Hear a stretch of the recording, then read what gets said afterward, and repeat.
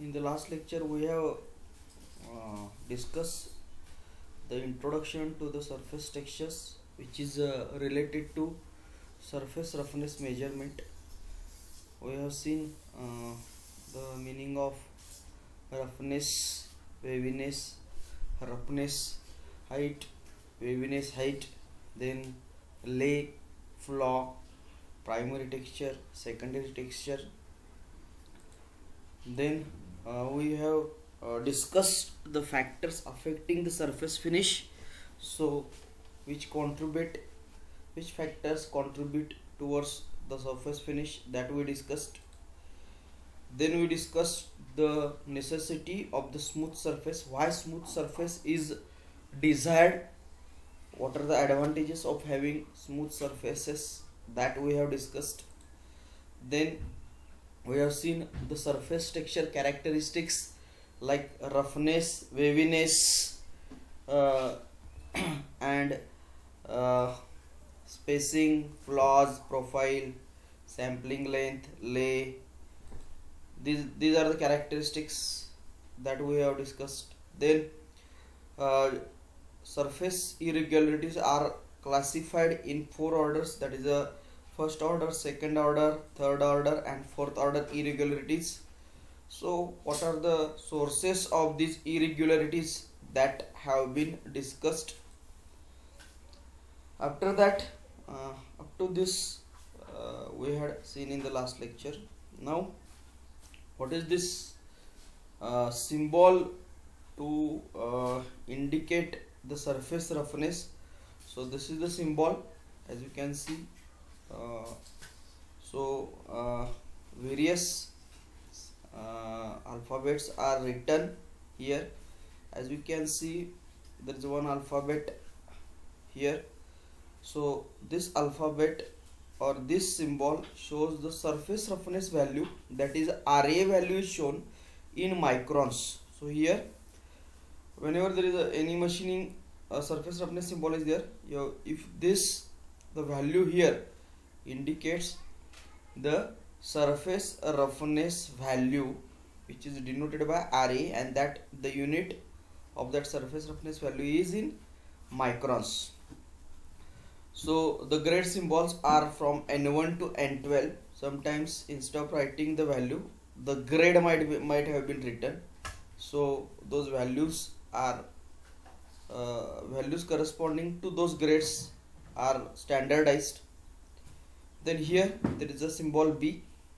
So it indicates the production method, treatment or coating. So whether that particular component is produced by milling operation or by whether there is any kind of heat treatment is carried out, that is whether it is normalized, whether it is annealed, then that type of treatment is mentioned. Then sometimes if any kind of coating has been done, so that is also mentioned over here.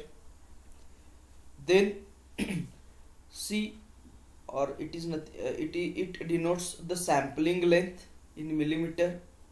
So we have seen the definition of the sampling length, the length required to evaluate the surface roughness properties.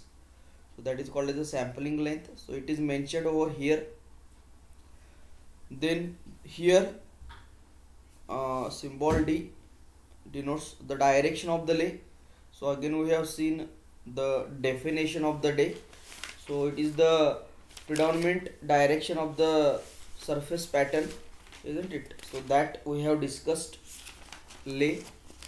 Then E indicates the machining allowance in millimeters. So here it may be 2 mm, 1 mm, 3 mm, whatever may be the value.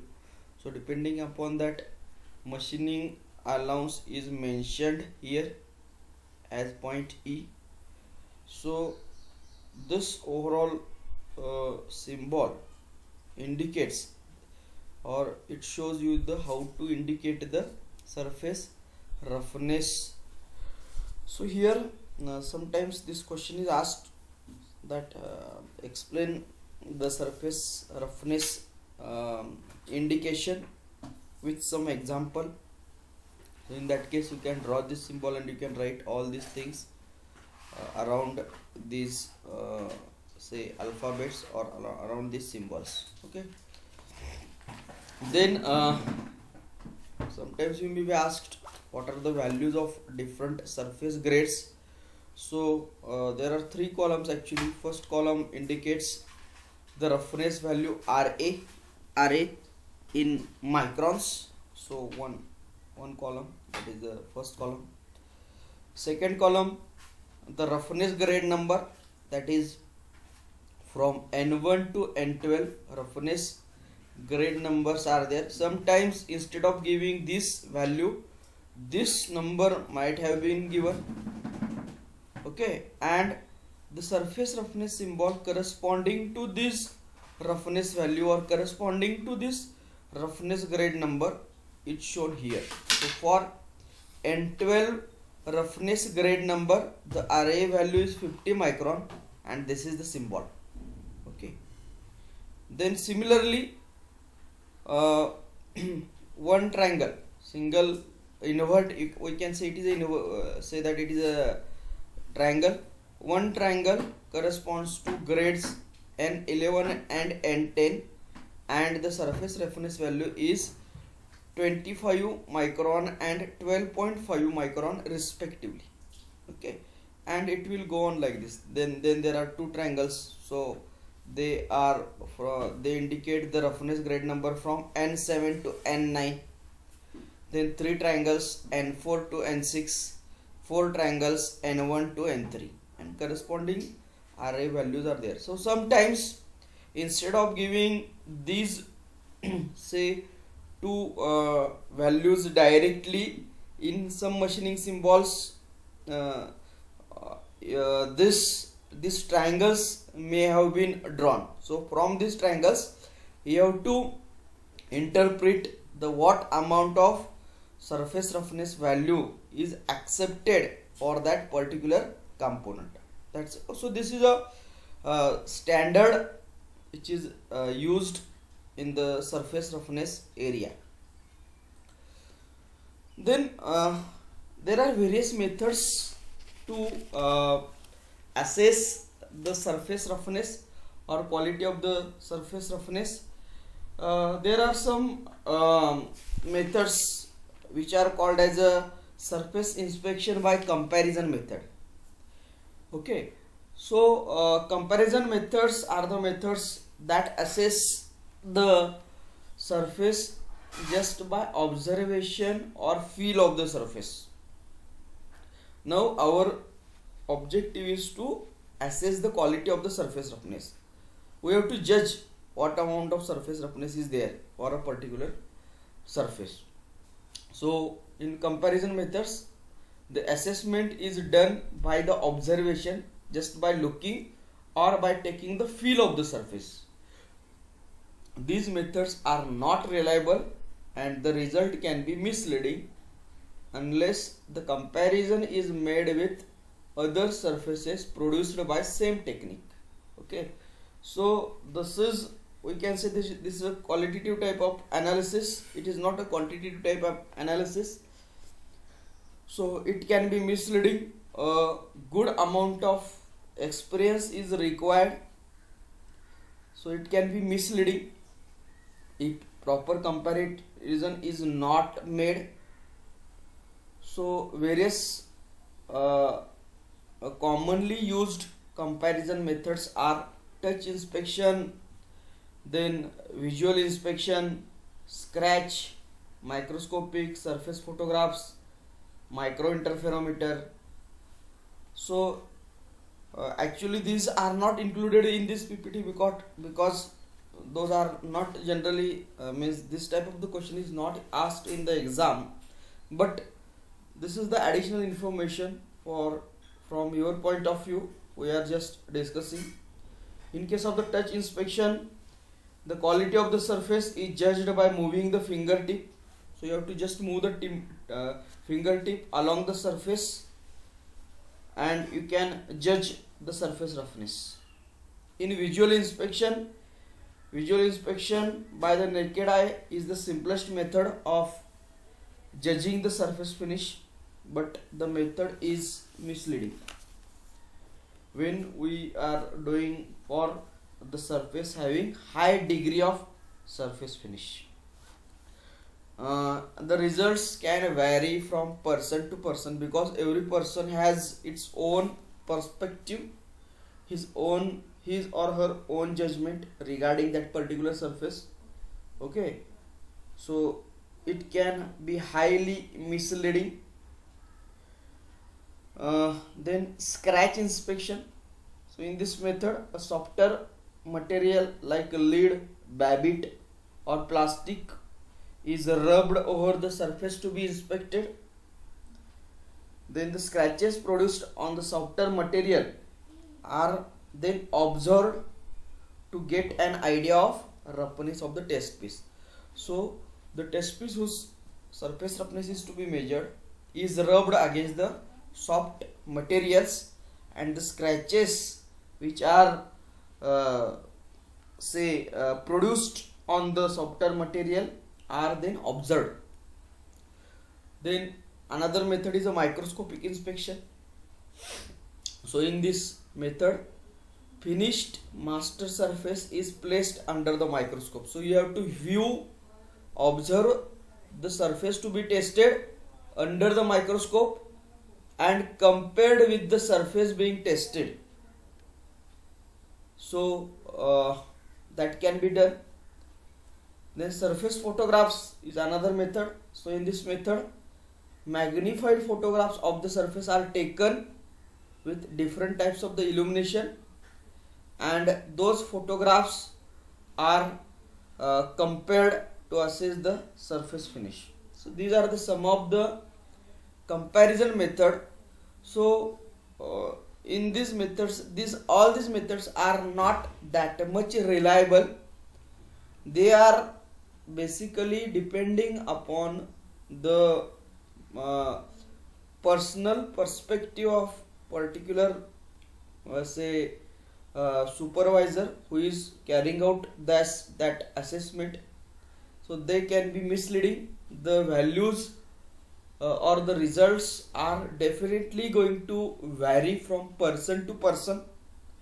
No scientific instrument is used directly, that's why they can be misleading.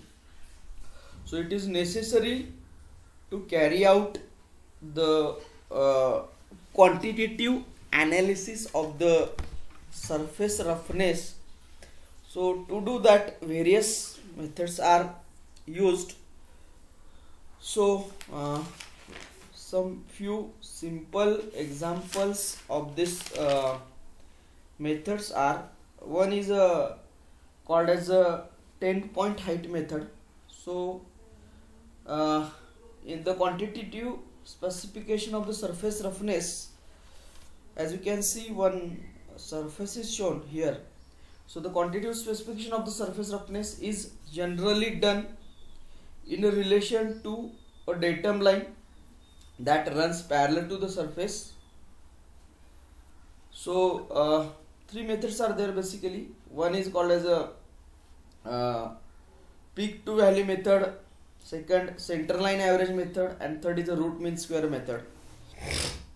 So in the first case, in case of the peak to valley method, roughness is defined as the maximum peak to valley distance. It is defined as suppose this is the actual surface texture that you have observed.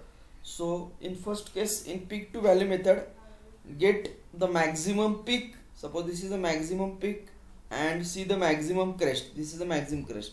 So the difference between the two is nothing but the roughness value. But the disadvantage of this method is that it may give the same maximum peak to valley height readings for two widely different textures. Okay, so this difficulty can be say awaited by 10-point height method, which can be used. So this method which is shown in front on the screen is a 10-point height method. So here, as you can see, in the 10-point height method, the irregularity height is defined as the average difference between 5 highest point and 5 deepest valleys within the sampling length, measured from a line parallel to the mean line and not crossing the profile. So as you can see, this is a sampling length, this is a reference line, datum. So what you have to do, you have to find out the 5 highest points. You have to check for the 5 crests. So you can see 1, 2, 3, there is one more here, that is 4th, and this is 5th. It is not shown, it is missing here. So this is the 4th one. So these are the 5 highest points in this particular, say, surface length, and you have to search for the 5 deepest points. So you can see the deepest points. So 6, this is the point, another point, another point, there is one more point, it is here, okay, and there is one more point, h10, okay.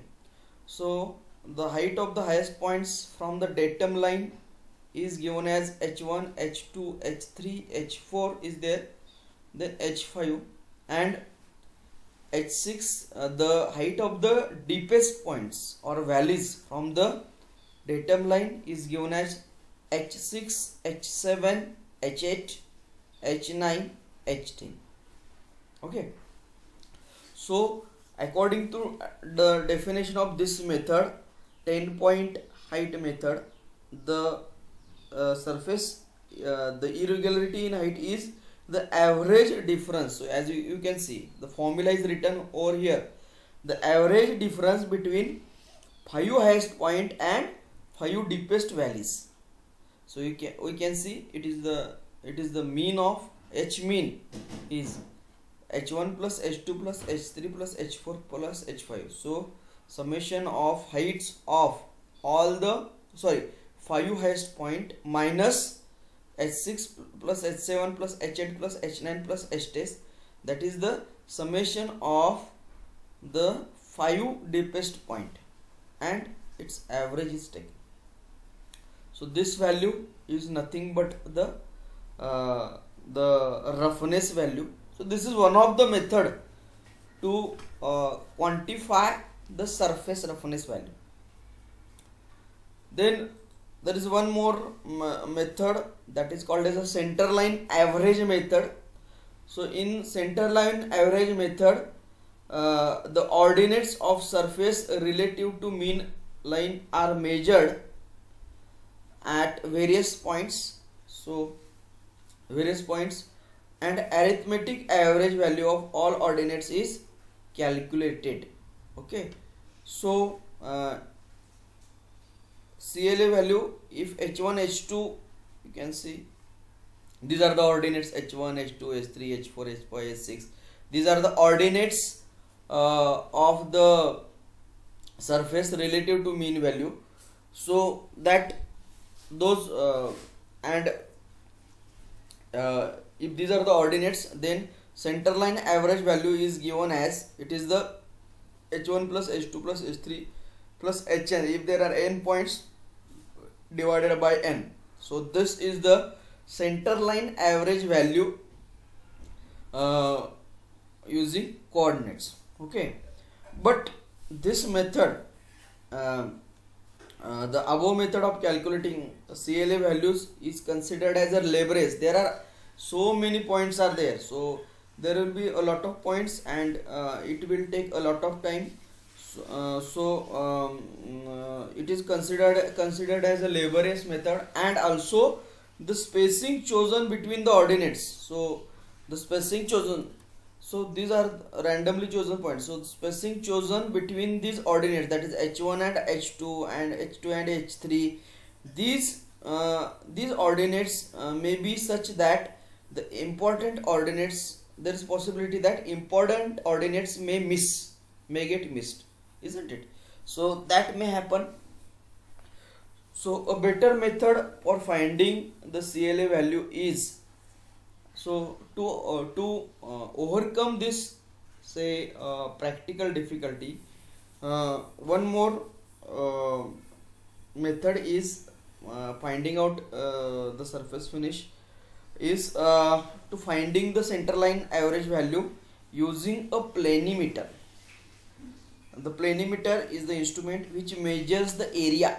As you can see here, the planimeter measures the area and finding the CLA value by using the relationship. So you can see CLA value, a planimeter is used. So planimeter finds this A1, A2, A3, A4, A5 and the CLA value, that is centerline average value, is A1 plus A2 plus A3 plus dash dash dash up to AN divided by the sampling length, So CLA value is nothing but summation of areas divided by length. So that gives the centerline average value. So this is another method to find to get the quantitative assessment of the surface roughness. There is another third method that is called as a root mean square method, RMS, that is referred as RMS method. So here in this method, the value of average ordinates of the surface roughness is calculated as, so H1, H2, H3, H4, H5, H6 and so on and up to Hn. So these are the ordinates of the surface roughness, and this RA value, this is a root mean square, this is the RA value, that is surface roughness value, is find out by using a root mean square method. So it is calculated as a geometrical average of the ordinates and not as the arithmetic average. In CLA value, arithmetic average is found out, but in RMS method, the geometrical average of the ordinates is found out. So geometrical average means what? RA is equal to square root of H1 square plus H2 square plus H3 square plus Hn square divided by number of ordinates, isn't it?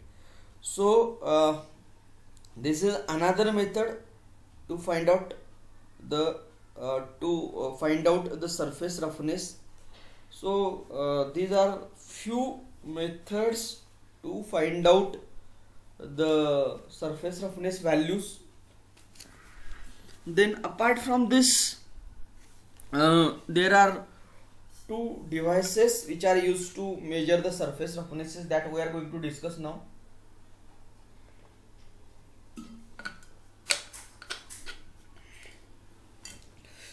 The first instrument which is mentioned in your syllabus is Tomlinson surface meter, or it is also mentioned as Tomlinson surface tester.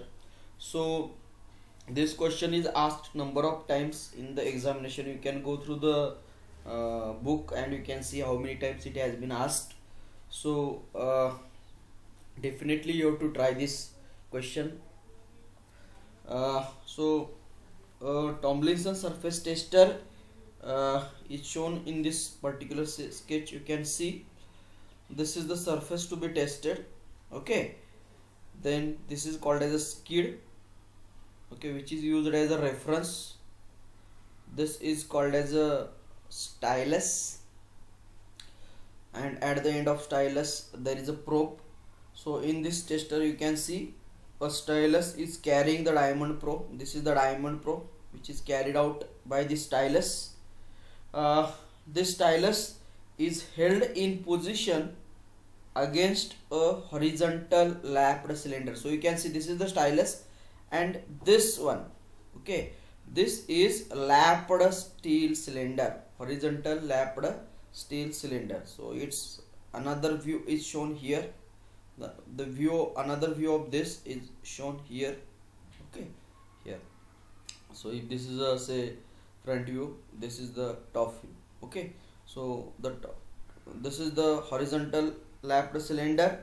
The stylus, this stylus is attached to the frame of the instrument by the lip spring. So this is the body of the instrument. So this is the lip spring. So lip spring holds the stylus. Then a calibrated spring is provided to keep the stylus in contact with the lapped cylinder. So this is the calibrated spring.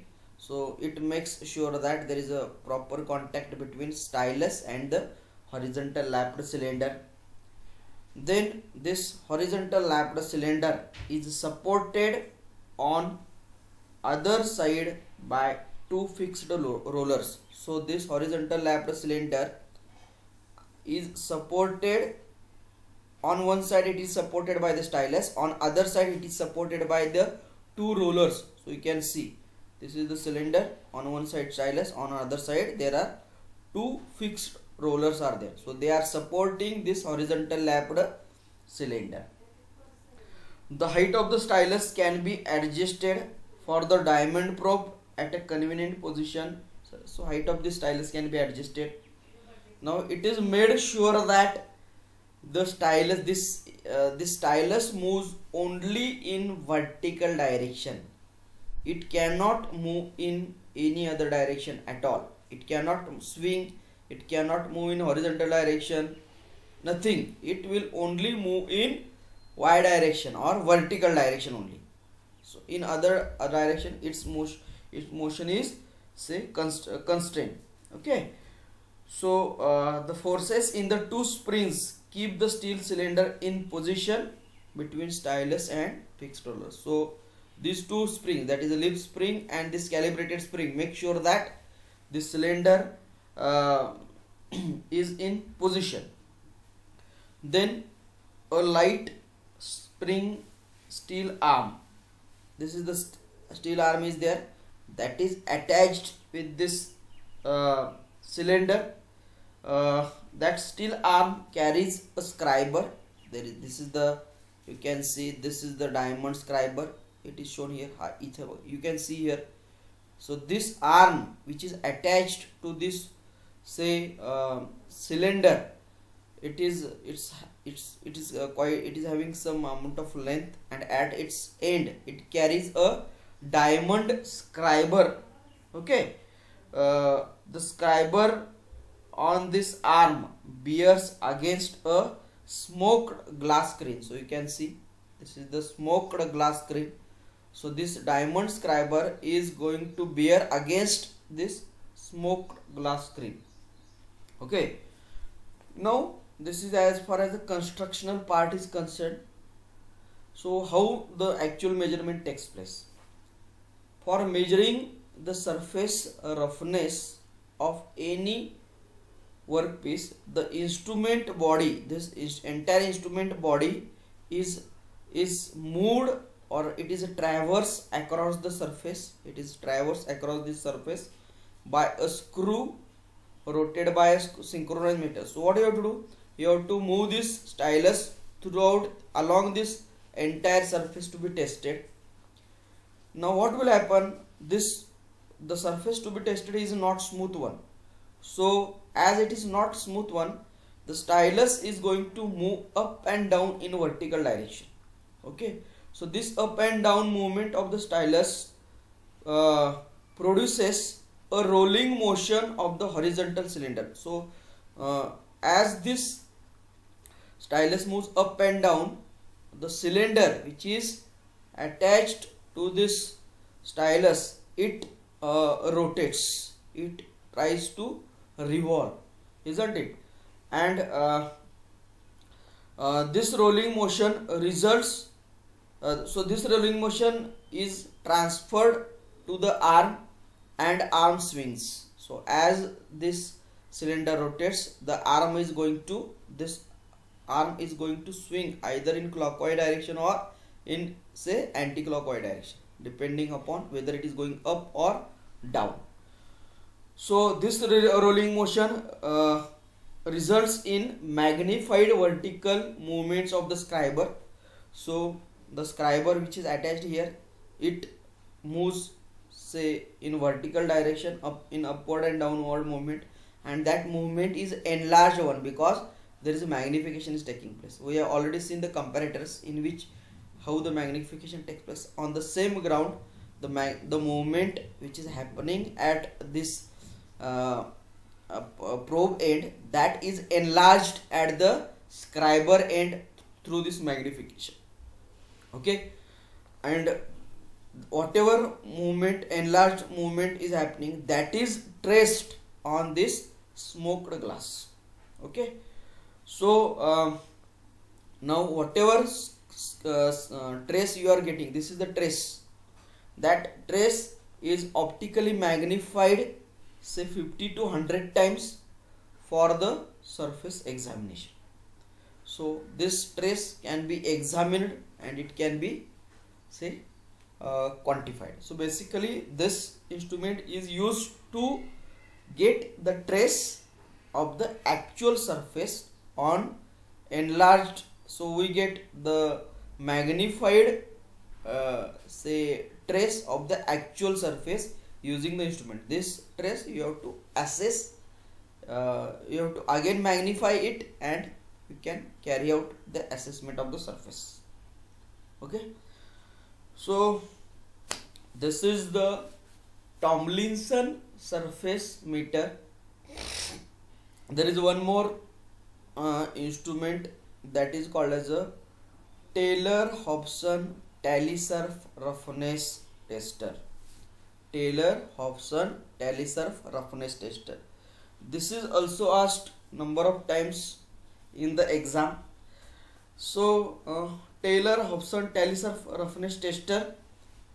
So as you can see, it is an electronic roughness meter working on carrier modulating principle. Okay, it is electronic roughness meter and it works on the principle of carrier modulating. Okay, now how it works? As you can see, this is the surface which is to be, say, quantified. Now how it works?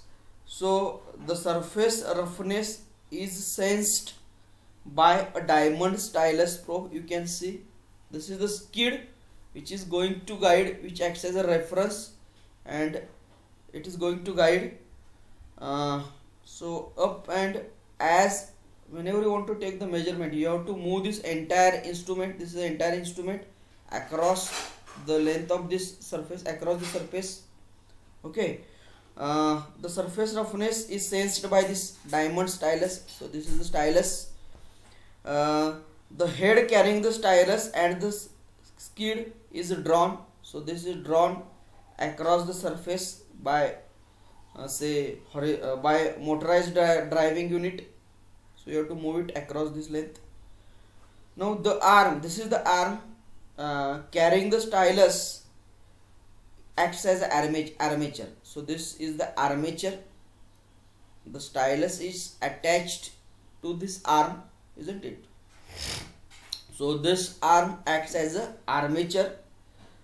Now this armature is pivoted about the center part of E-shaped stamping. So you can see this arm is pivoted. So this is the pivot about about the center part of E-shaped stamping. So you can see one E-shaped stamping is shown here. This is E-shape, isn't it? This is the E-shape. So E-shaped stamping is there. So this armature is pivoted about exactly about the center of this E-shaped stamping. Now the two outer legs of the E-shaped stamping, these are the two outer legs, these are the legs, this center portion. This is one leg of the E-shaped stamping, another leg of the E-shaped stamping. The two outer legs of the E-shaped stamping carry the coils. These are the coils. Okay, so coils are wound over these two legs, through which AC current is supplied. So through these coils AC current will be supplied. AB and AC are the two say coils are there, and AC current is supplied.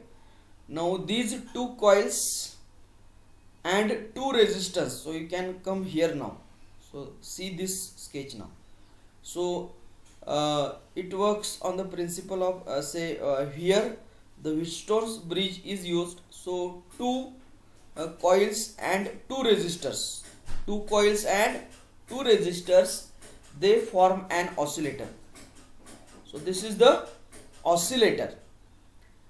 So two coils and two resistors together, they form an oscillator as shown in this figure.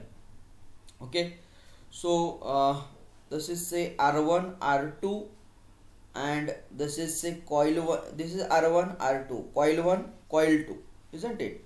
So this together they have formed an oscillator. Now how it works, say any up and down movement of the stylus. So as this unit traverses across the surface, the stylus is going to enter the different say points of this surface, and the stylus is going to move up and down, isn't it? So this movement of the stylus results in variation. So as the stylus moves and up and down, this armature is pivoted.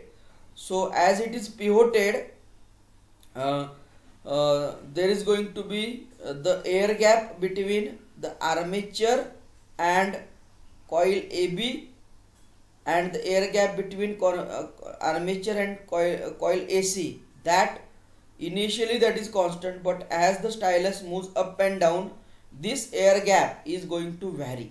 Sometimes this air gap the air gap between AB and armature may be less than the air gap between AC and the armature, and this will happen, isn't it?